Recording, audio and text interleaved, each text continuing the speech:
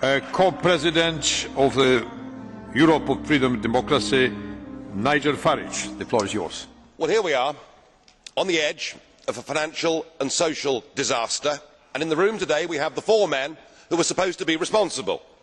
And yet we've listened to the dullest, most technocratic speeches I've ever heard. You are all in denial. By any objective measure, the euro is a failure.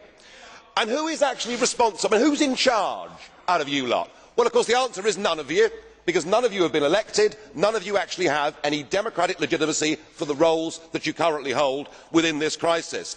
And into this vacuum, albeit reluctantly, has stepped Angela Merkel. And we are now living in a German-dominated Europe. Something that the European project was actually supposed to stop. Something that those that went before us actually paid a heavy price in blood to prevent. I don't want to live in a German-dominated Europe, and nor do the citizens of Europe.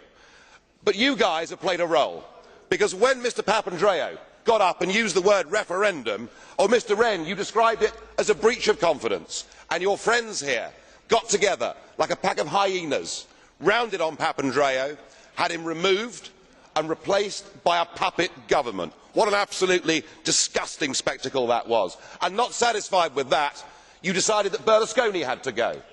So he was removed and replaced by Mr Monti, a former European Commissioner, a fellow architect of this euro disaster, and a man who wasn't even a member of the Parliament. It's getting like an Agatha Christie novel, where we're trying to sort of work out who's the next person that's going to be bumped off. The difference is we know who the villains are. You should all be held accountable for what you've done. You should all be fired. And I have to say, Mr Van Rompuy, 18 months ago when we first met, I was wrong about you. I said you'd be the quiet assassin of nation-state democracy, but you're not anymore. You're rather noisy about it, aren't you? You, an unelected man, went to Italy and said this is not the time for elections, but the time for actions. What in God's name gives you the right to say that to the Italian people? Thank you.